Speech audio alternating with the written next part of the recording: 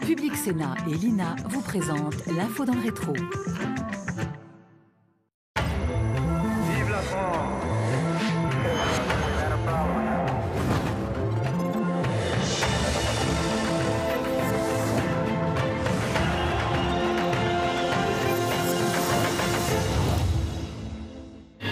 Après l'Amérique, l'Europe adopte la vaccination contre la poliomyélite. En France, c'est la petite commune savoyarde de Bellentre qui a eu les honneurs de la première vaccination massive. Tous les enfants et les jeunes gens, soit presque la moitié de la population du village, ont reçu une dose de vaccin mise au point par l'Institut Pasteur. Des bébés qui pleurent durant les campagnes de vaccination, c'était dans les années 50, alors qu'aujourd'hui, les Français sont de plus en plus sceptiques devant ces actions préventives, comme l'atteste encore une fois un sondage paru cette semaine.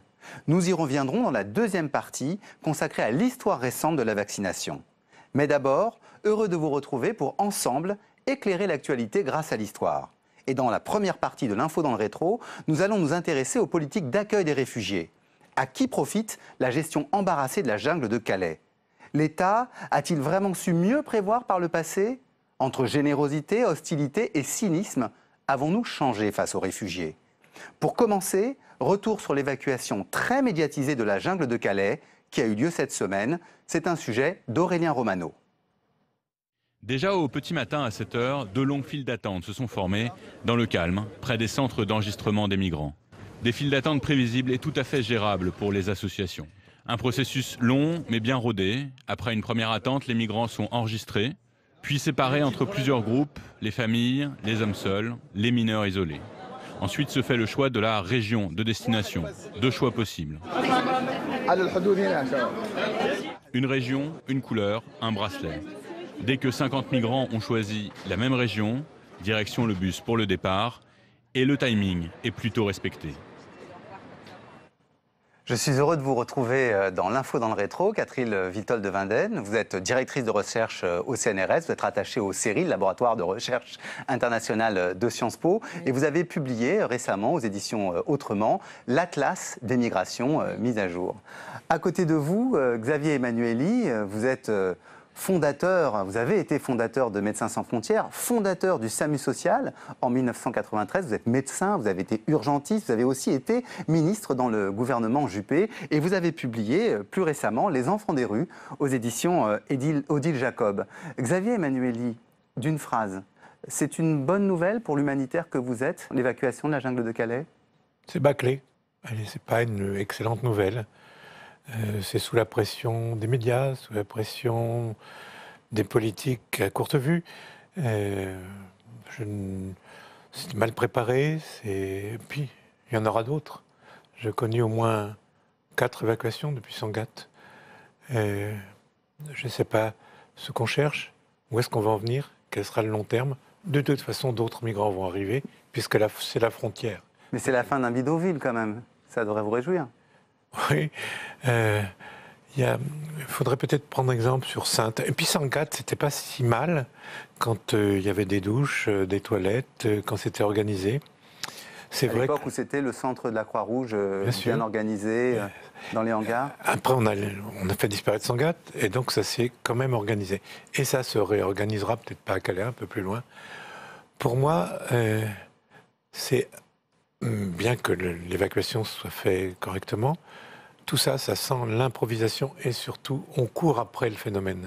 Catherine Vitol de Vinden, c'est de l'improvisation, c'est une bonne nouvelle, c'est médiatique. Faire, de toute façon, puisque rester avec un bidonville de 6 000, 9 000 personnes, on ne savait pas très bien, ça ne pouvait pas durer. Donc je pense qu'effectivement, il y a une accélération à cause des présidentielles et de la montée du Front National dans cette région qui fait argument sur la jungle de Calais depuis plusieurs années.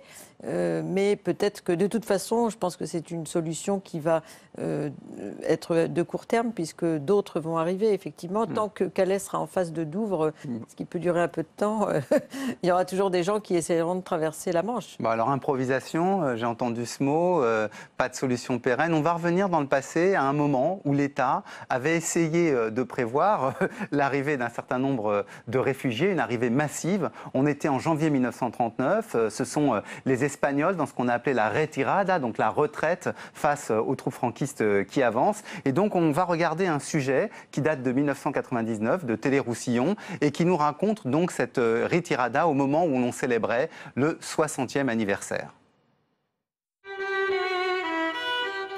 Février 39, 500 000 républicains espagnols et leurs familles traversent les Pyrénées. Accueillis, si on peut dire, dans des camps, le premier, celui d'Argelès, puis Rivesaltes, Saint-Cyprien et bien d'autres. Cette période, qui marque la fin de la guerre d'Espagne, reste une des plus méconnues et douloureuses de ce XXe siècle. Rien, en effet, n'a été prévu pour les accueillir. Ni baraque, ni eau potable, ni sanitaire.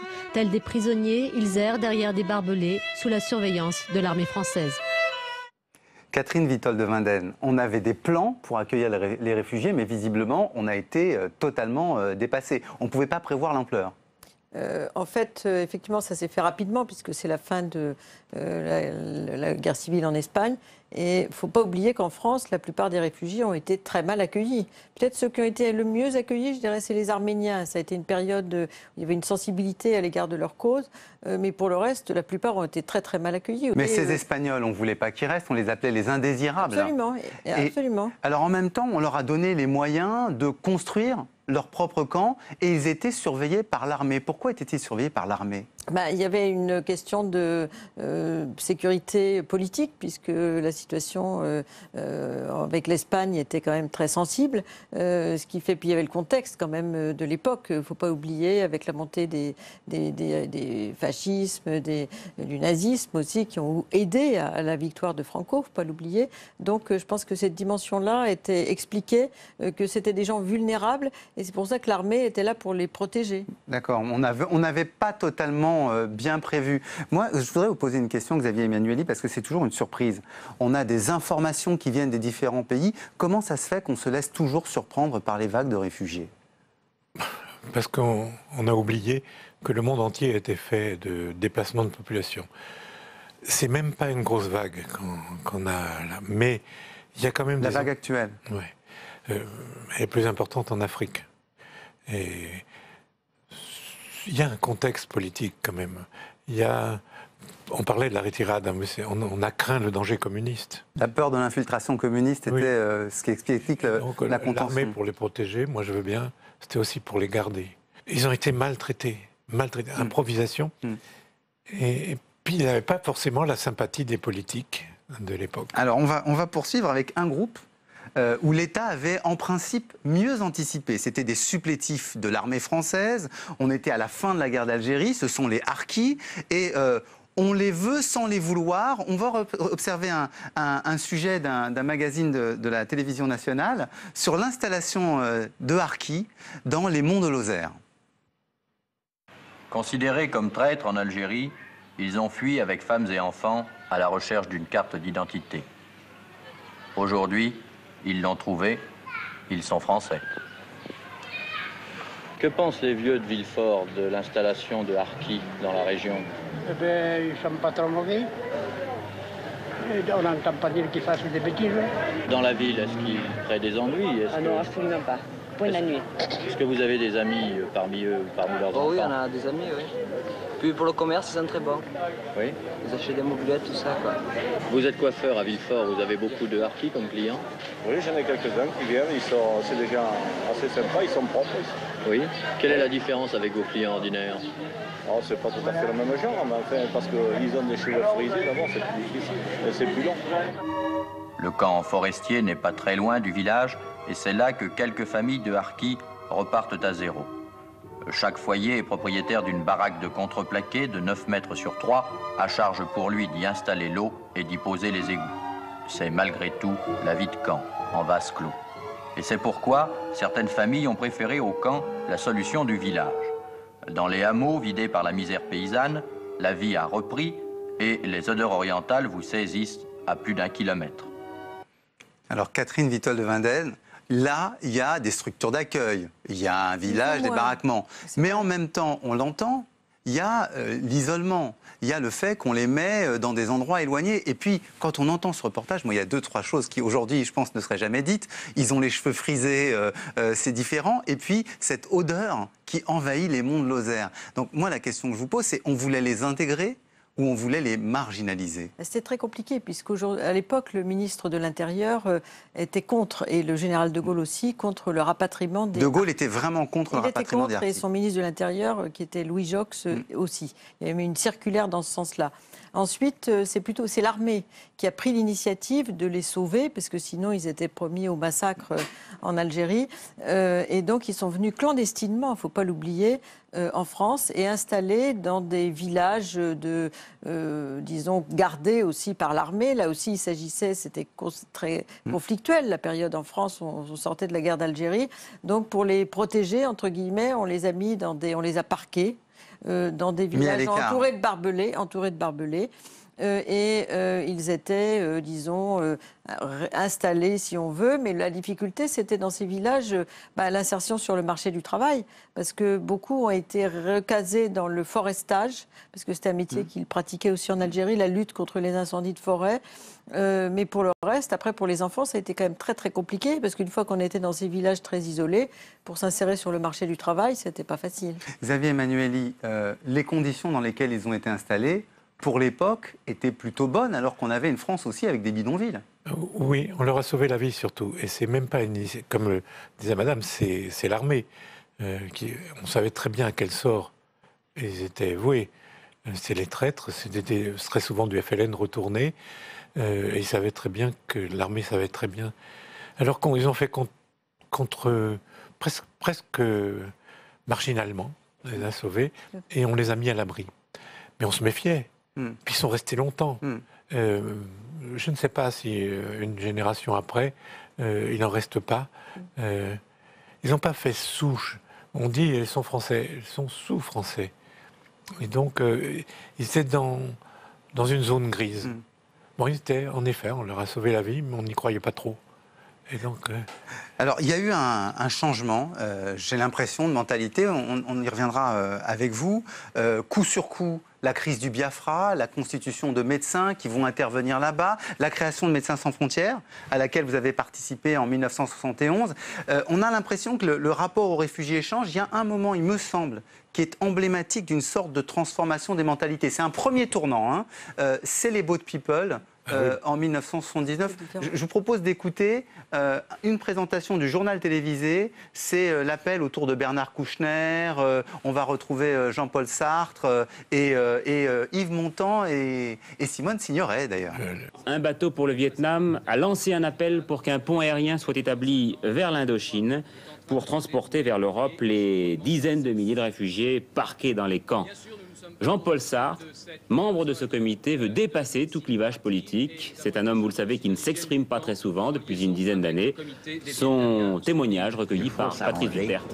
Alors que les Vietnamiens qui viendront ici, qui seront d'ailleurs en quantité relativement mince par rapport aux chômeurs, qui par conséquent ne prendront pas beaucoup de travail aux chômeurs, mais il faut s'arranger pour qu'ils en aient. Est-ce que vous considérez que le gouvernement français a fait quelque chose face au problème des réfugiés? Selon moi, oui. Il a fait quelque chose, il a même fait beaucoup.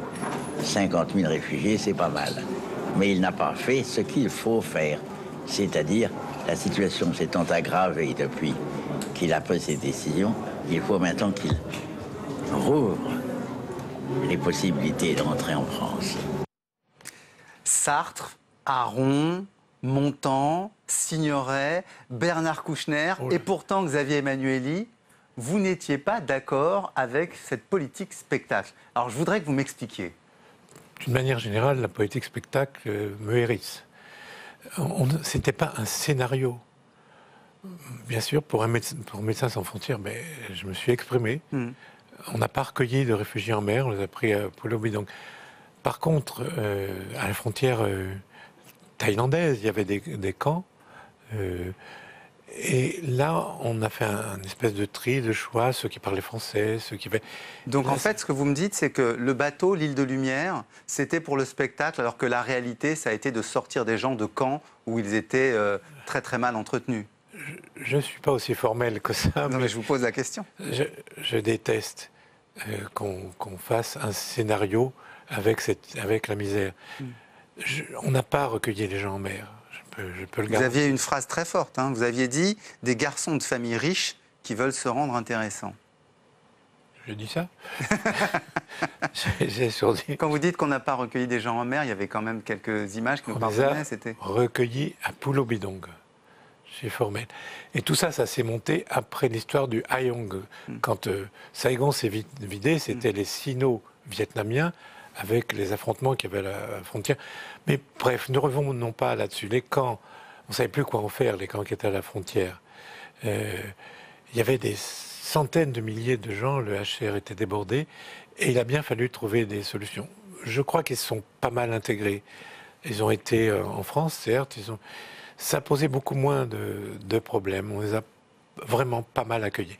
Mais je répète, j'avais même parlé d'un bateau pour Saint-Germain-des-Prés. D'accord. Catherine de Winden, il y avait un rapport au communisme, on était en guerre froide, mais c'est quand même une des grandes pédagogies qu'on ait eues. Ça a permis d'éduquer l'opinion sur la question des réfugiés. Alors, on faisait de la politique. Ce n'était pas tout à fait une politique d'asile comme les autres, puisqu'il s'agissait de montrer que l'Occident, pas seulement la France, mais le Royaume-Uni, le Canada, les États-Unis, qui ont pris des boat people, étaient accueillants face au communisme d'où sortaient ces gens. Donc ça, c'était un premier aspect qui n'est pas toujours fréquent dans la politique d'accueil.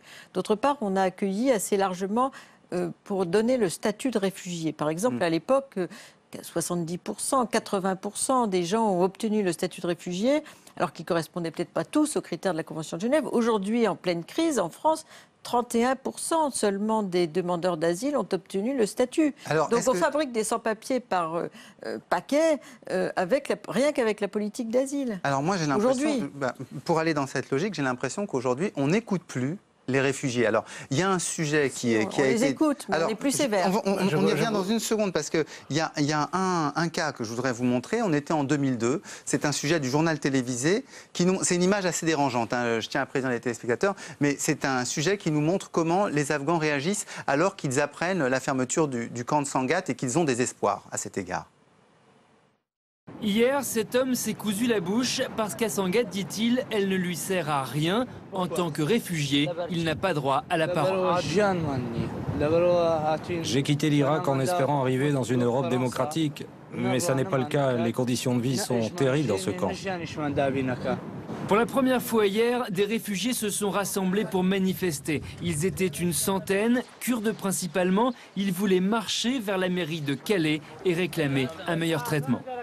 La colère est venue d'un espoir déçu. Le jour de la visite de Nicolas Sarkozy, la presse anglaise a annoncé un peu vite qu'un accord avait été trouvé entre les gouvernements français et anglais. La France allait fermer Sangatte et en échange, l'Angleterre acceptait sur son sol une bonne partie des 1400 réfugiés.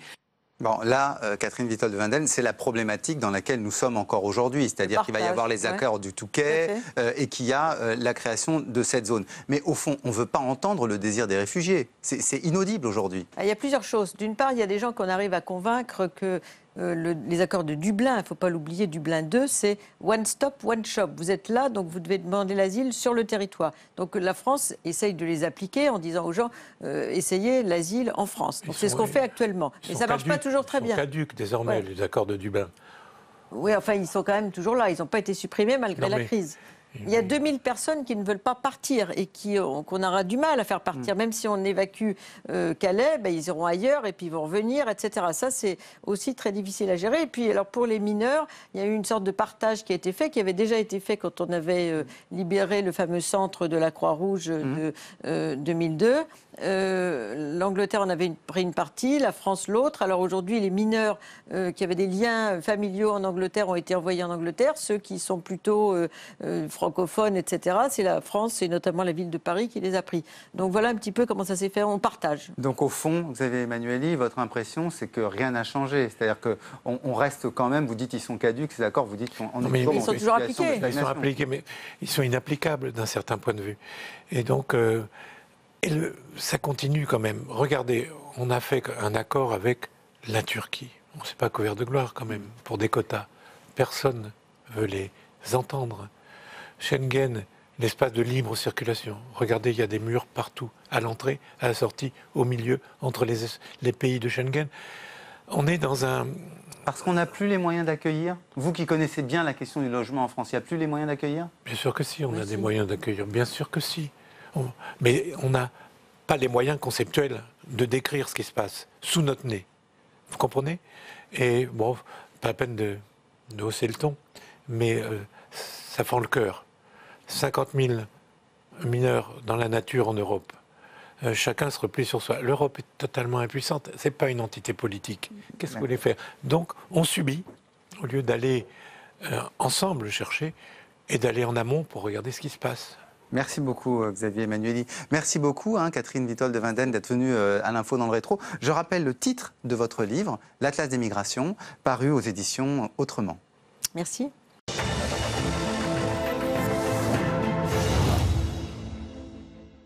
Dans la deuxième partie de l'info dans le rétro, cette semaine, un retour sur la question de la vaccination. Une étude de l'Institut Ipsos vient en effet d'être publiée qui montre que seulement 1 Français sur 2 considère aujourd'hui que la vaccination comporte plus de bénéfices que de risques. Que se passe-t-il? Pourquoi ce scepticisme? D'où vient-il? Pour en débattre aux côtés de Xavier Emmanuelli, j'accueille Anne-Marie Moulin. Anne-Marie Moulin, vous avez un curriculum hallucinant. Vous êtes normalienne, agrégée de philo, médecin, ancienne interne des hôpitaux de Paris et directrice de recherche au CNRS. Et vous avez publié Le médecin du prince aux éditions Odile Jacob. Pour commencer, je vous propose de revenir aux origines de la vaccination de masse au lendemain de la guerre. C'est un sujet des actualités filmées de 1957 à propos de la lutte contre la polio. Après l'Amérique, l'Europe adopte la vaccination contre la poliomyélite. En France, c'est la petite commune savoyarde de Bellentre qui a eu les honneurs de la première vaccination massive. Tous les enfants et les jeunes gens, soit presque la moitié de la population du village, ont reçu une dose de vaccin mise au point par l'Institut Pasteur.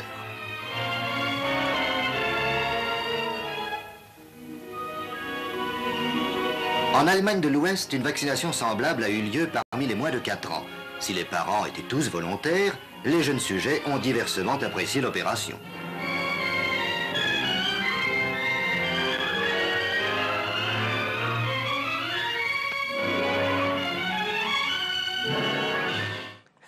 Anne-Marie Moulin, ces campagnes internationales de vaccination, est-ce qu'elles marchaient? Est-ce qu'elles ont marché? Écoutez, les courbes sont éloquentes. Le nombre des cas de poliomyélite, en particulier aux États-Unis, après le démarrage des grandes campagnes, a chuté. Je crois qu'on oublie aujourd'hui ce qu'étaient les épidémies de polio. C'était une maladie redoutée. C'était la maladie de l'été, l'épidémie des étés, au moment où on va à la piscine et où on partage fraternellement les germes. Et, on en meurt encore en 1957? En 1957, on en meurt probablement. On est surtout handicapé. Ça s'appelait la paralysie du matin. Les gamins allaient se coucher avec un petit frisson le matin. On venait de sortir d'une grande épidémie européenne quand même, avec les poumons d'acier et tout. Donc les gens, ils espéraient cette campagne. Et quand elle est arrivée, elle a été efficace. Donc il n'y avait pas beaucoup de résistance alors, Anne-Marie Moulin? Je n'y étais pas. Non, vous riez. J'y étais quand même, parce que j'ai été vaccinée, je pense, parmi les premiers, parce qu'à Clermont-Ferrand, ma ville natale, il y avait eu une petite épidémie de polio. Et quand le vaccin est arrivé, les familles nous ont précipités. Je me souviens. Et donc ça a marché pour la polio, c'est une baisse très importante. On dit qu'aujourd'hui, c'est une des maladies qui pourrait disparaître. Mais il y a d'autres maladies qui ont disparu grâce aux campagnes de vaccination internationale. Disparu, la variole. 76, le dernier cas. 78, officiellement. Donc c'est une des rares maladies pour lesquelles il y a eu un succès complet. Mais est-ce que, par exemple, les campagnes qu'on a faites contre la rougeole, ce type de vaccination, est-ce qu'elles ont eu un effet? Est-ce qu'elles sont encore discutables? Discutable, c'est un autre problème. Mais il y a encore des cas de rougeole, puisqu'il y a eu des petites épidémies, toujours dans ma ville natale de Clermont-Ferrand. Ça va devenir le laboratoire. Absolument. Clermontois. Il y a eu des cas de rougeole, il y a une petite épidémie, et il y a régulièrement quelques petites bouffées de cas de rougeole. On peut en mourir.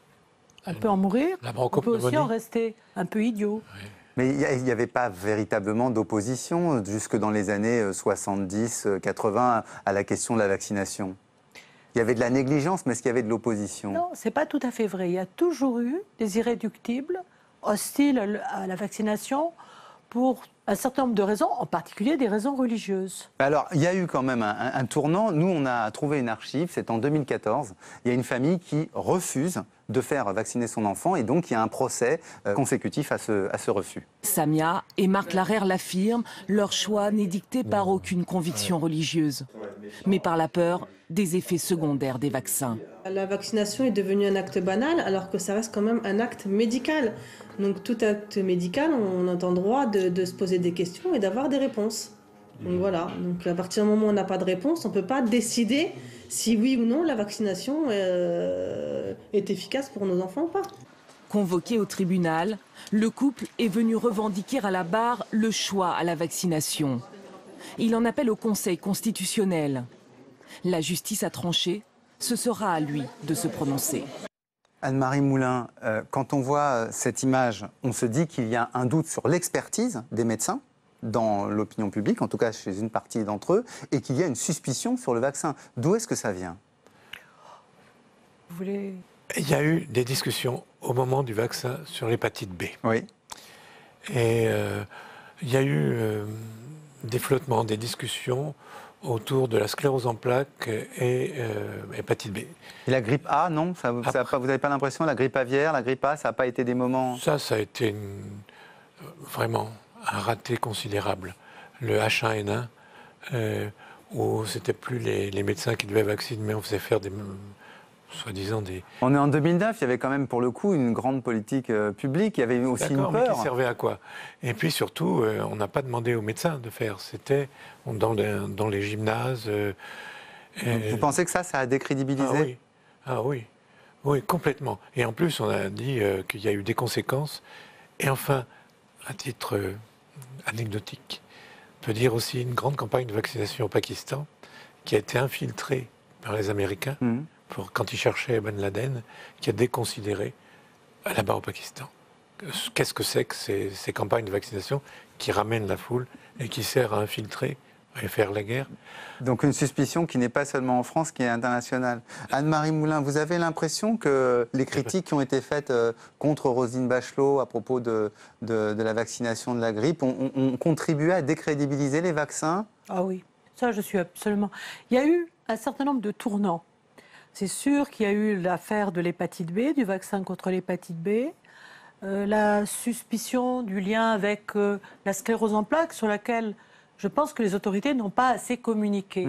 Le gros problème, c'est de communiquer sur certaines incertitudes de la science. Il y a encore un danger là-dedans ou pas? Il y a des incertitudes. Nous avons un certain nombre d'affections auto-immunes. Il est très difficile de prouver qu'il n'y a pas un lymphocyte qui passait par là, une cellule du système immunitaire, qui a rencontré un antigène du vaccin et qui tout d'un coup a perdu son contrôle. D'accord. Donc il y a quelques cas exceptionnels qui ont pu alimenter l'inquiétude des parents, mais il faut quand même le dire, vaut mieux se vacciner, on est bien d'accord. Ça dépend quel métier vous faites. D'accord, alors on va regarder ça comme conclusion. Je vous remercie beaucoup, Anne-Marie Moulin, d'être venue avec nous aujourd'hui. Je rappelle le titre de votre livre, Le médecin et le prince, Le médecin du prince, pardon, aux éditions Odile Jacob. Merci à vous, Xavier Emmanuelli, qui avait publié ce livre sur les enfants des rues, aussi aux éditions Odile Jacob, décidément un bon éditeur. On va se quitter en regardant une personnalité à laquelle je voulais rendre hommage au moment où va s'achever son mandat, en l'occurrence Barack Obama. Et Barack Obama va nous dire une sorte d'au revoir à l'américaine. Et je rajouterai un dernier mot. Obama.